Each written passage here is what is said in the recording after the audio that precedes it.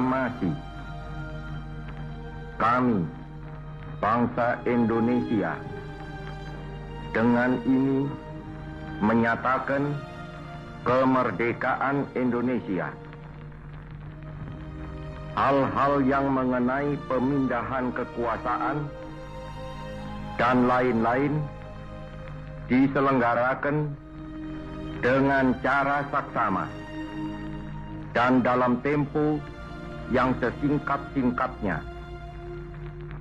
Jakarta, 17 Agustus 1945, atas nama bangsa Indonesia, Soekarno, Hatta. A. Masa kemerdekaan 1945 sampai 1950. 1. Proklamasi kemerdekaan. A. Persiapan kemerdekaan Indonesia. Menjelang akhir tahun 1944, posisi Jepang dalam Perang Asia Pasifik semakin terdesak. Satu demi satu daerah jajahannya jatuh ke tangan pasukan sekutu. Untuk menghadapi sekutu, Jepang mencari dukungan kepada bangsa-bangsa yang diduduki dengan memberikan janji kemerdekaan. Pada tanggal 7 September 1944, Perdana Menteri Jenderal Kuniaki Koiso menjanjikan kemerdekaan kepada Indonesia. Janji ini dikemukakan di depan parlemen Jepang dengan tujuan untuk menarik simpati Indonesia.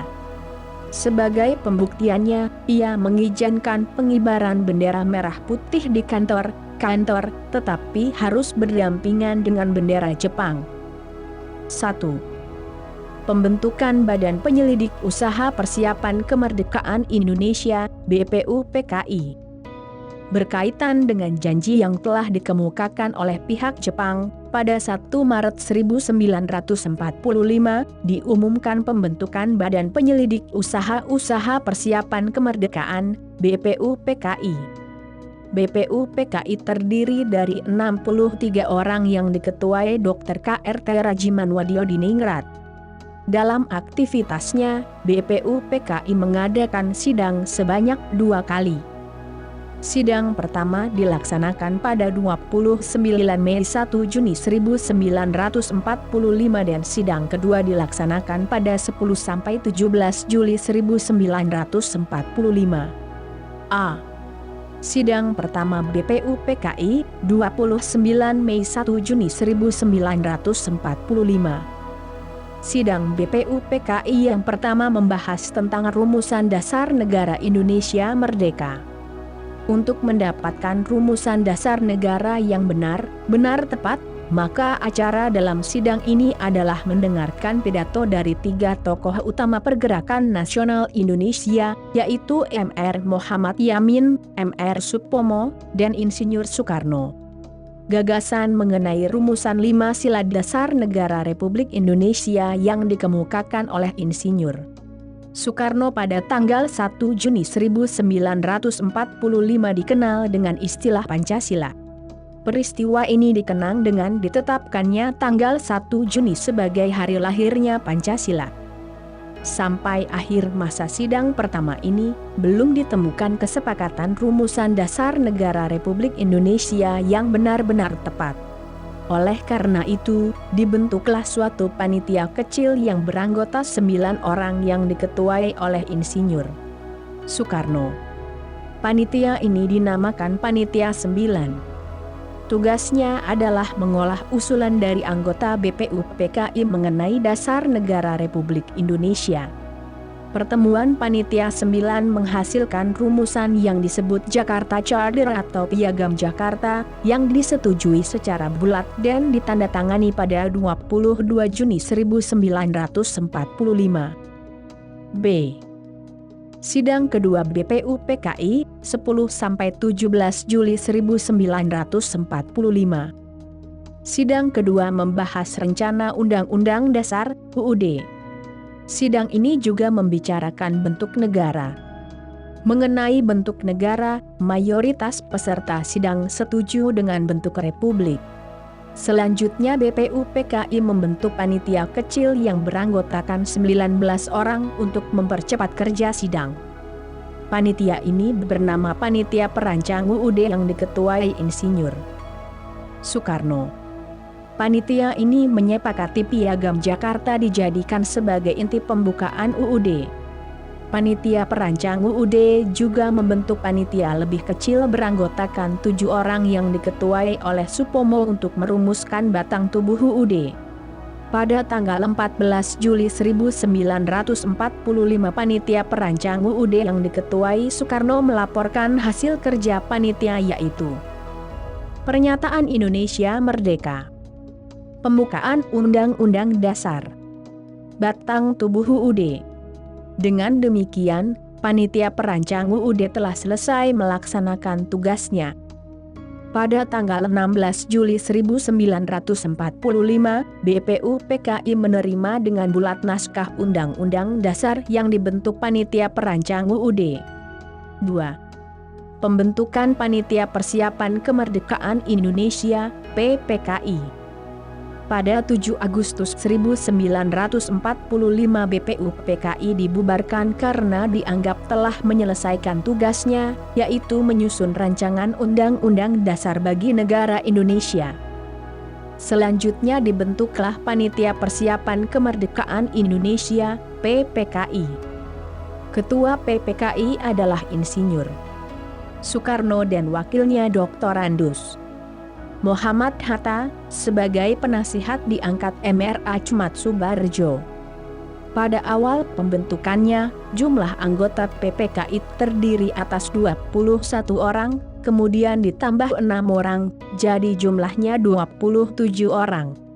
Tugas utama PPKI adalah mempersiapkan segala sesuatu berkaitan dengan keperluan pergantian kekuasaan dari pihak Jepang kepada bangsa Indonesia. Secara simbolik, PPKI dilantik oleh Jenderal Trocchi pada tanggal 9 Agustus 1945 dengan memanggil 3 tokoh nasional yakni Insinyur Soekarno, Dr. Andus Muhammad Hatta, dan Dr. Rajiman Widyodiningrat dipanggil ke Saigon Dalat, Vietnam untuk menerima informasi tentang kemerdekaan Indonesia. Informasi tersebut, yaitu pelaksanaan kemerdekaan akan dapat dilakukan dengan segera dan wilayah Indonesia adalah seluruh wilayah bekas jajahan Hindia Belanda. B. Peristiwa Rengas Dengklok.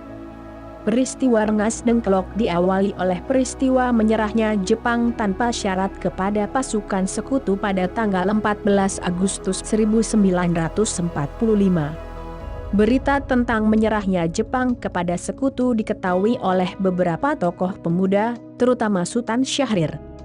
Kemudian Syahrir dan beberapa tokoh pemuda segera menemui Muhammad Hatta yang saat itu baru datang dari Dalat, Vietnam. Bersama Muhammad Hatta, Syahrir dan beberapa pemuda menemui Soekarno di rumahnya. Syahrir mengusulkan Soekarno-Hatta agar secepatnya memproklamasikan kemerdekaan tanpa melalui PPKI karena sekutu akan menggangat kemerdekaan Indonesia sebagai suatu kemerdekaan hasil pemberian Jepang. Usulan Syahrir tersebut tidak disetujui oleh Soekarno-Hatta. Mereka berpendapat pelaksanaan proklamasi harus melalui PPKI sesuai dengan prosedur maklumat Jepang, yaitu pada tanggal 24 Agustus 1945. Mereka beralasan bahwa meskipun Jepang telah kalah, namun kekuatan militernya di Indonesia harus diperhitungkan demi menjaga hal-hal yang tidak diinginkan. Perbedaan sikap ini mendorong para pemuda kembali berunding pada pukul 24.00 menjelang 16 Agustus 1945. Rapat itu dihadiri oleh Sukarni, Ca'rul Saleh, Yusuf Kunto, Dr. Muardi, Syudanco Singgih, dan Dr. Sucipto. Hasil perundingan itu menyepakati untuk membawa Soekarno-Hatta keluar kota dengan tujuan menjauhkan mereka dari pengaruh Jepang. Selanjutnya, pada 16 Agustus 1945 pukul 04.30, Soekarno-Hatta dibawa para pemuda Rengas Dengklok, Karawang, Jawa Barat. Sesampainya di Rengas Dengklok, Soekarno-Hatta dan rombongannya disambut baik oleh pasukan peta pimpinan Sudancho Subeno. Niat para pemuda untuk mendesak Soekarno-Hatta tidak terlaksana. Kedua tokoh golongan tua tersebut masih mempunyai wibawa yang cukup besar. Soekarno-Hatta tetap pada pendiriannya untuk tidak melaksanakan proklamasi kemerdekaan sebelum ada pernyataan resmi dari pihak Jepang tentang menyerahnya Jepang kepada sekutu. Selain itu, kemerdekaan tetap harus dimusyawarahkan dulu dalam sidang PPKI. Di tengah suasana tersebut, Ahmad Subarjo datang beserta sekretaris pribadinya, Sudiro, pada pukul 17.30 WIB. Ahmad Subarjo memberitahukan kebenaran menyerahnya Jepang kepada sekutu. Mendengar berita itu, Soekarno-Hatta akhirnya bersedia memproklamasikan kemerdekaan RI di Jakarta. Ahmad Subarjo memberikan jaminan dengan nyawanya sendiri bahwa proklamasi kemerdekaan akan dilaksanakan esok hari lambatnya pukul 12 siang WIB. Dengan jaminan yang meyakinkan tersebut, Sudancho Subeno bersedia melepaskan Soekarno-Hatta. Perbedaan pendapat yang melatar belakangi peristiwa Rengas Dengklok menunjukkan adanya saling menghargai antara Soekarno-Hatta dan para pemuda. Walaupun Soekarno-Hatta dibawa paksa oleh para pemuda, namun mereka tetap menghormati kedua tokoh ini. Soekarno-Hatta diperlakukan dengan hormat. Soekarno dan Hatta pun tidak membenci para pemuda, bahkan keduanya akhirnya menuruti keinginan para pemuda untuk memproklamasikan kemerdekaan tanpa persetujuan Jepang. Oleh karena itu, mari kita teladani sikap saling menghargai yang dicontohkan oleh para tokoh bangsa ini. C. Perumusan teks proklamasi kemerdekaan Indonesia. Pada malam hari, 16 Agustus 1945, pukul 20 WIB, Soekarno-Hatta beserta rombongan berangkat menuju Jakarta. Mereka tiba di Jakarta pada pukul 23.00, lalu menuju rumah kediaman Laksamana Maeda. Tempat ini dianggap aman dari ancaman militer Jepang, karena Laksamana Maeda adalah kepala kantor penghubung Angkatan Laut di daerah kekuasaan Angkatan Darat. Di kediaman Laksaman inilah rumusan teks proklamasi disusun. Insinyur Soekarno menuliskan konsep proklamasi kemerdekaan Indonesia yang akan dibacakan esok harinya. Hatta dan Ahmad Subarjo menyumbangkan pikirannya secara lisan. Kalimat pertama dari teks proklamasi merupakan saran Ahmad Subarjo, sedangkan kalimat terakhir merupakan sumbangan darimu, Hatta. Kalimat pertama berisi pernyataan kehendak bangsa Indonesia untuk merdeka, dan kalimat kedua berisi pernyataan mengenai pemindahan kekuasaan. Pada pukul 4 WIB, Soekarno membacakan hasil rumusan tersebut. Akhirnya, seluruh tokoh yang hadir pada saat itu menyetujui secara bulat konsep proklamasi tersebut. Permasalahan muncul mengenai siapa yang harus menandatangani teks proklamasi tersebut. Hatta mengusulkan agar teks proklamasi itu ditandatangani oleh seluruh yang hadir sebagai wakil bangsa Indonesia. Soekarni dari golongan muda mengajukan usul bahwa teks proklamasi tidak perlu ditandatangani oleh semua yang hadir, tetapi cukup oleh Soekarno dan Hatta saja atas nama bangsa Indonesia. Soekarni juga mengusulkan agar Soekarno yang membacakan teks proklamasi tersebut. Usulan dari Soekarni diterima, kemudian Soekarno meminta kepada Sayuti Melik untuk mengetik naskah proklamasi dengan beberapa perubahan yang telah disetujui. Ada 3 perubahan yang terdapat pada naskah hasil ketikan Sayuti Melik, yaitu 1. Kata tempoh diganti menjadi tempo. 2. Kata wakil-wakil bangsa Indonesia diganti menjadi atas nama bangsa Indonesia. 3. Penulisan tanggal yang tertera Jakarta, 17 Agustus 2005 menjadi Jakarta, hari 17 bulan 8 tahun 05 Inci. Selanjutnya, Soekarni mengusulkan agar pembacaan proklamasi dilakukan di Jalan Pegangsaan Timur No. 56 Jakarta. Usulan itu diterima. Pertemuan kemudian bubar setelah penentuan waktu upacara pembacaan proklamasi kemerdekaan, yaitu tanggal 17 Agustus 1945 pukul 10 WIB. D. Proklamasi kemerdekaan 17 Agustus 1945. Proklamasi adalah momentum penting bagi bangsa Indonesia. Kemerdekaan bangsa Indonesia merupakan langkah awal untuk menata diri agar diakui keberadaannya oleh dunia internasional.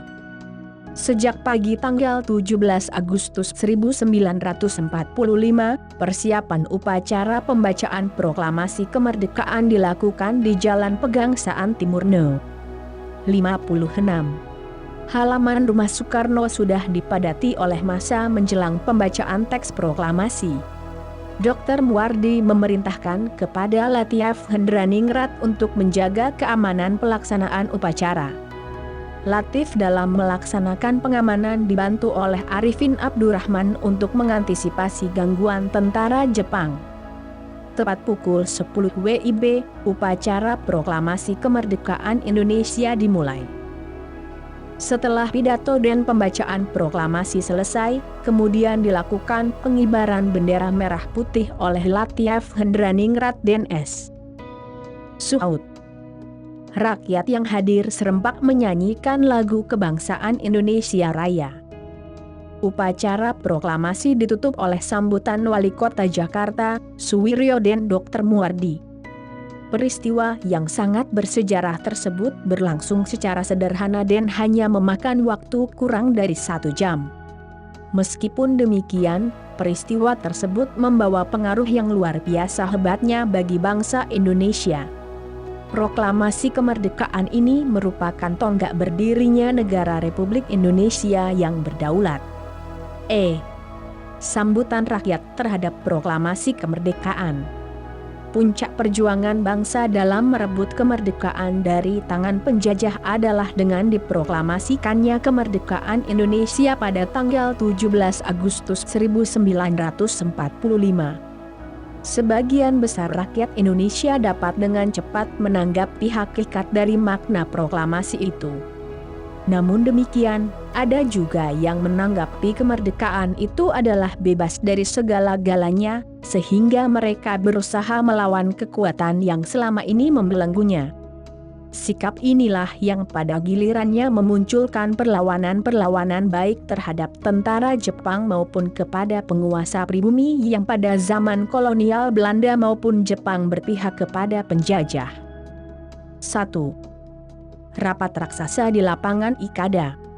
Rakyat Indonesia, baik di pusat maupun di daerah, pada umumnya melakukan aksi-aksi yang mendukung diproklamasikannya kemerdekaan Indonesia.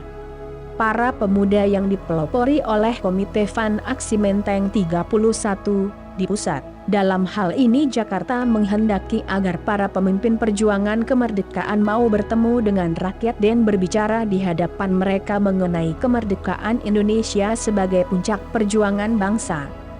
Rencana ini dilaksanakan dengan 2 cara, yaitu persiapan pengerahan massa dan menyampaikan rencana itu kepada Presiden Soekarno dan Wakil Presiden Moh.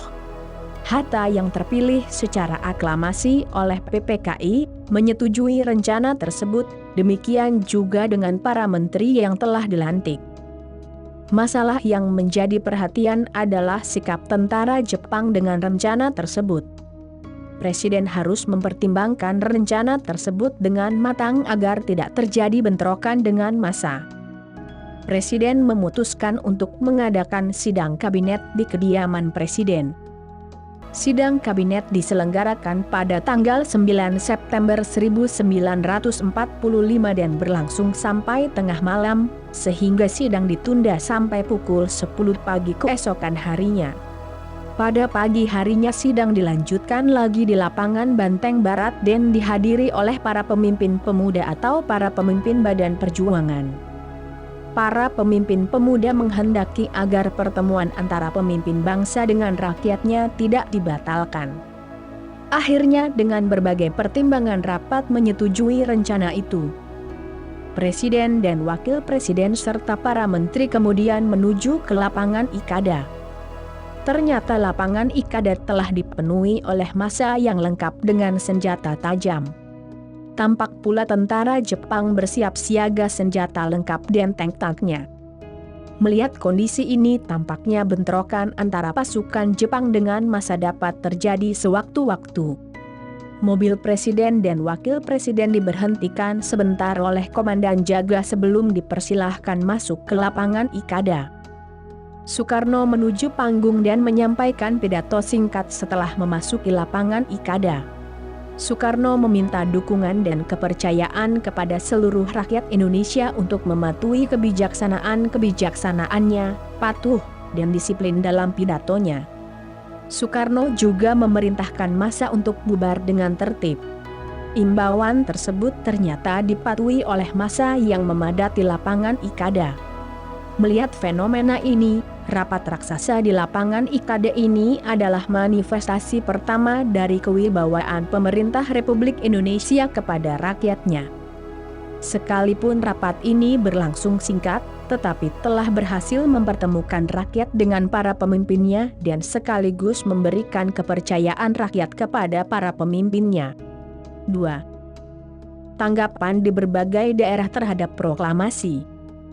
Berita proklamasi segera menyebar ke berbagai daerah di Indonesia. Pekik merdeka mewarnai salam masyarakat Indonesia di setiap gang, pasar, lembaga pendidikan, dan berbagai tempat umum lainnya. Rasa syukur atas kemerdekaan dilakukan dengan berbagai cara. Doa syukur berkumandang di tempat-tempat ibadah sesuai dengan agama dan kepercayaannya. Rasa syukur terhadap kemerdekaan bukan hanya diucapkan dengan lisan, tetapi juga dibuktikan dengan perbuatan. Semangat kemerdekaan telah membakar keberanian rakyat Indonesia di berbagai daerah. Rakyat bersuka cita menyambut kemerdekaan Indonesia. Kemerdekaan tersebut diperjuangkan oleh para pahlawan dengan penuh pengorbanan. Oleh karena itu, hendaknya kita selalu bercermin kepada para pahlawan. Mereka telah menunjukkan sikap semangat berkorban, kerjasama, dan saling menghargai dalam memperjuangkan proklamasi dan mendirikan Republik Indonesia. 2. Terbentuknya Negara Kesatuan Republik Indonesia. Pada saat proklamasi kemerdekaan Republik Indonesia tanggal 17 Agustus 1945, Indonesia belum memiliki kepala pemerintahan dan sistem administrasi wilayah yang jelas.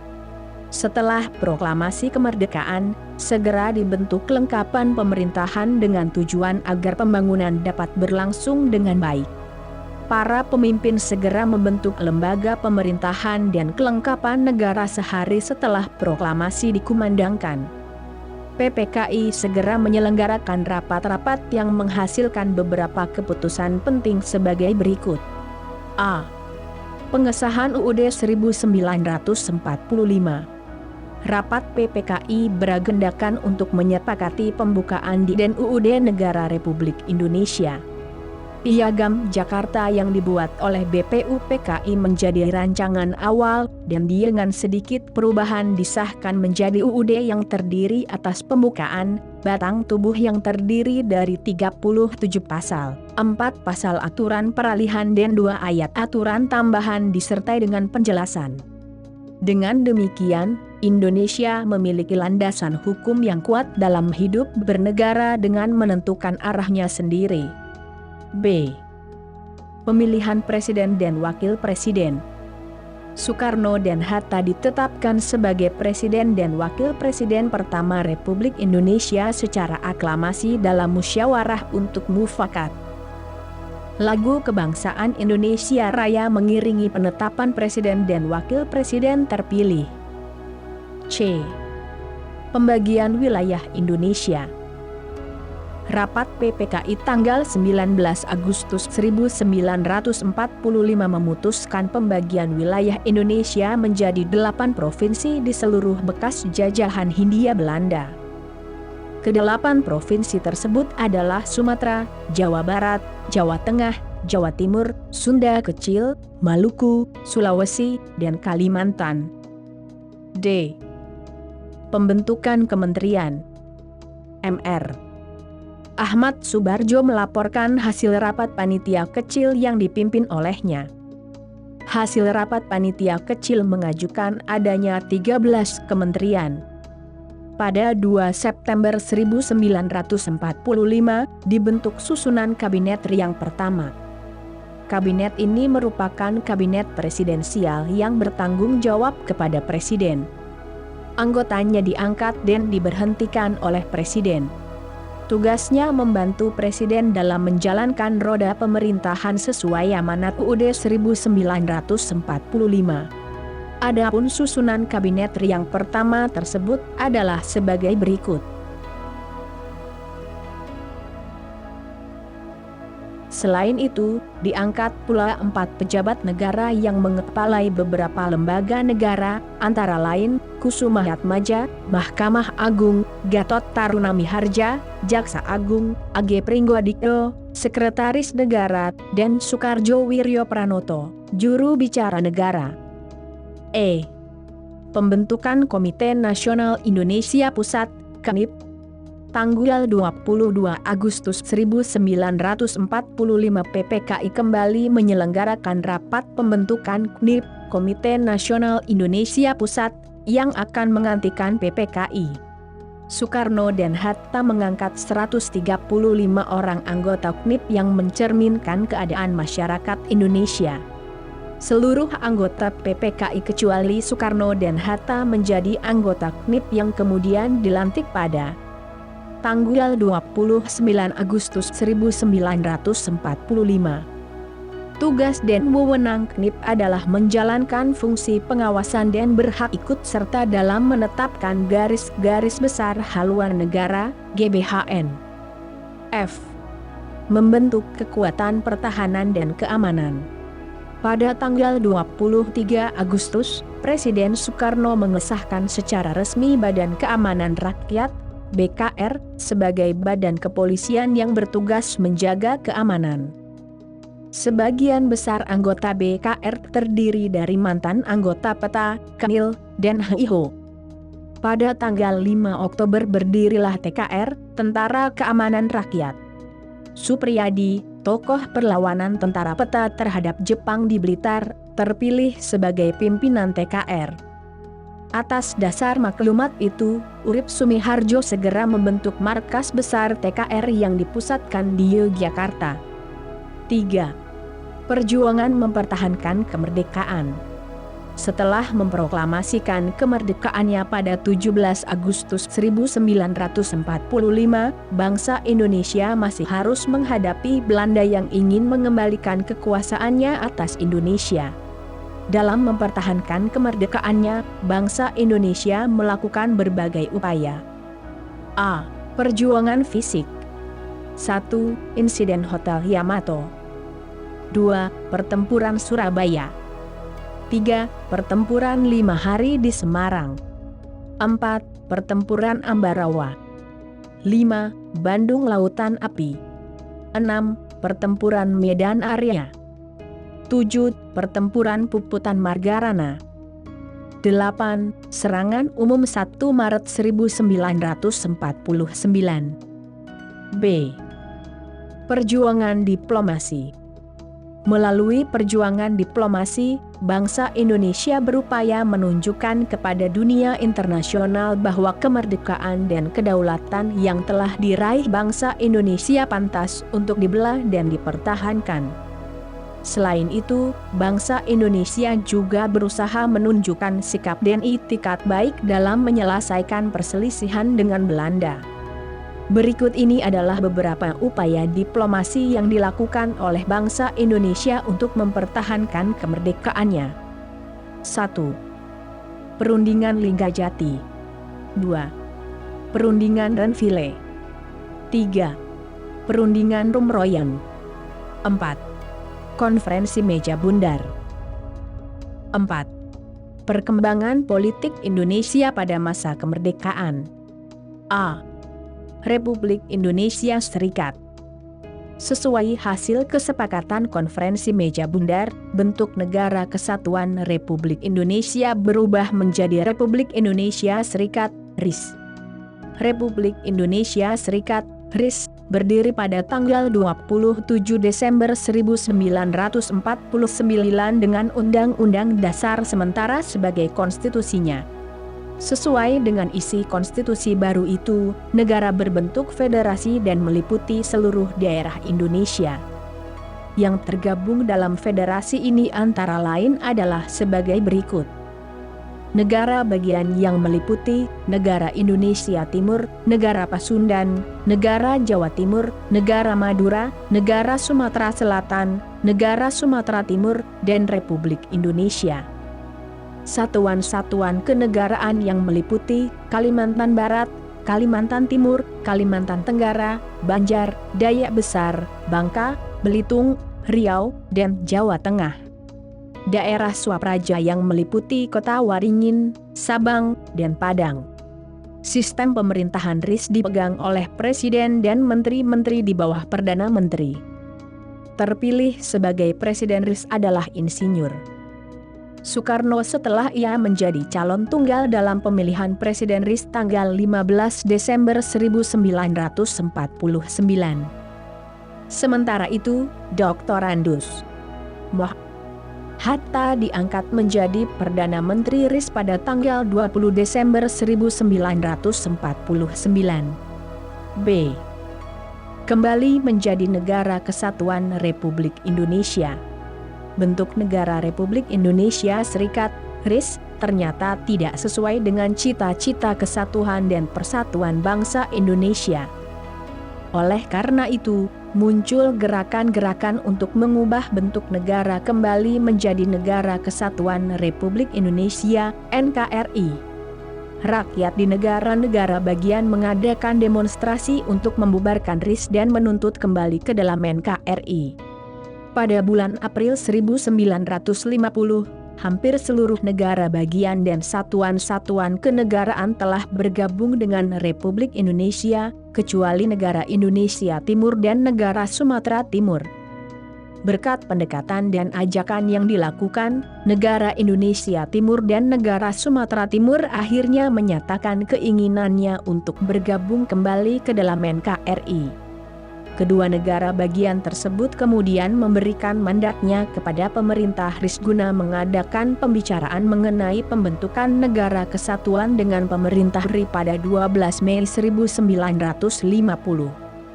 Pada tanggal 19 Mei 1950, ditandatangani sebuah piagam persetujuan antara pemerintah RIS dan pemerintah RI. Piagam itu menyatakan kedua pihak dalam waktu singkat akan bersama-sama melaksanakan pembentukan Negara Kesatuan. RIS pun bubar dan berganti menjadi Republik Indonesia pada 17 Agustus 1950. Bersamaan dengan itu, Kabinet RIS yang dipimpin Hatta mengakhiri masa tugasnya. C. Gangguan keamanan. 1. Pemberontakan PKI Madiun 1948.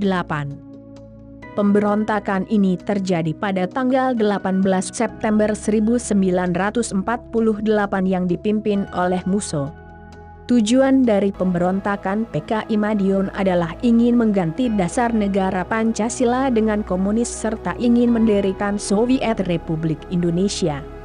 Pemberontakan PKI Madiun melakukan aksinya dengan menguasai seluruh Karesidenan Pati. PKI juga melakukan pembunuhan dan penculikan ini secara besar-besaran. Pada tanggal 30 September 1948, pemberontakan PKI Madiun berhasil ditumpas oleh TNI yang dibantu oleh rakyat. Di bawah pimpinan Kolonel Gatot Subroto, Panglima Divisi H Jawa Tengah bagian Timur dan Kolonel Sungkono, Panglima Divisi Jawa Timur. 2. Pemberontakan di TI, Darul Islam Tentara Islam Indonesia. Pemberontakan Darul Islam Tentara Islam Indonesia, DTI, adalah suatu gerakan yang menginginkan berdirinya sebuah negara Islam Indonesia. Pemberontakan DTI bermula di Jawa Barat, kemudian menyebar ke daerah Daerah lain, seperti Jawa Tengah, Aceh, Sulawesi Selatan, dan Kalimantan Selatan. A. Jawa Barat. Pemberontakan di Jawa Barat dipimpin oleh sebelum Masehi Kartosoewiryo yang memiliki cita-cita mendirikan negara Islam Indonesia. B. Sulawesi Selatan. Pemberontakan di Sulawesi Selatan dipimpin oleh Kahar Muzakar. Pemberontakan ini disebabkan oleh Kahar Muzakar yang menempatkan Laskar Rakyat Sulawesi Selatan ke dalam lingkungan APRELS, Angkatan Perang Republik Indonesia Serikat, dan ia berkeinginan untuk menjadi pimpinan dan APRIS. C. Aceh. Pemberontakan di Aceh dipimpin oleh Daud Beuruh yang merupakan mantan gubernur Aceh. Pemberontakan ini disebabkan oleh status Aceh yang semula menjadi daerah istimewa diturunkan menjadi daerah karesidenan di bawah Provinsi Sumatera Utara. D. Kalimantan Selatan. Pemberontakan di Kalimantan Selatan dipimpin oleh Ibnu Hajar yang menamakan gerakannya dengan sebutan Kesatuan Rakyat yang Tertindas. 5. Perkembangan ekonomi Indonesia pada masa kemerdekaan. Pada masa kemerdekaan, keadaan ekonomi bangsa Indonesia masih belum stabil. Hal ini disebabkan oleh masalah-masalah ekonomi yang terjadi saat itu. Masalah-masalah tersebut antara lain sebagai berikut. A. Permasalahan inflasi. Beberapa bulan setelah proklamasi kemerdekaan, bangsa Indonesia mengalami inflasi yang terlalu tinggi, hiperinflasi. Inflasi terjadi karena mata uang Jepang beredar secara tak terkendali. Pada saat itu, pemerintah tidak dapat menyatakan mata uang Jepang tidak berlaku karena belum memiliki mata uang sendiri sebagai penggantinya. Kas negara pun kosong, pajak dan bea masuk sangat kecil. Untuk mengatasi masalah ini, pemerintah mengambil kebijakan berlakunya mata uang Dejavasche Bank, mata uang pemerintah Hindia Belanda dan mata uang pendudukan Jepang. B. Blokade laut. Blokade laut yang dilakukan oleh Belanda dimulai pada bulan November 1945. Blokade ini menutup pintu keluar masuk perdagangan Indonesia. Akibatnya, barang-barang dagangan milik Indonesia tidak dapat diekspor, dan Indonesia tidak dapat memperoleh barang-barang impor yang sangat dibutuhkan.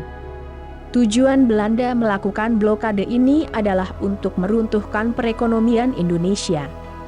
Dalam rangka menghadapi blokade laut ini, pemerintah melakukan berbagai upaya, di antaranya sebagai berikut. 1. Melaksanakan program pinjaman nasional. Program pinjaman nasional dilaksanakan oleh Menteri Keuangan Insinyur Suraceman dengan persetujuan dari Badan Pekerja Komite Nasional Indonesia Pusat, BPKNIP. Pinjaman yang direncanakan sebanyak 1 miliar rupiah dan dibagi atas 2 tahap. Pinjaman akan dibayar kembali selambat-lambatnya dalam waktu 40 tahun. Pada bulan Juli 1946, seluruh penduduk Jawa dan Madura diharuskan menyetorkan sejumlah uang kepada bank tabungan pos dan rumah-rumah pegadaian. Pelaksanaan pinjaman ini dinilai sukses. Kesuksesan merupakan bukti dukungan rakyat terhadap negara. Tanpa dukungan dan kesadaran rakyat yang tinggi, dapat dipastikan negara akan mengalami kebangkrutan.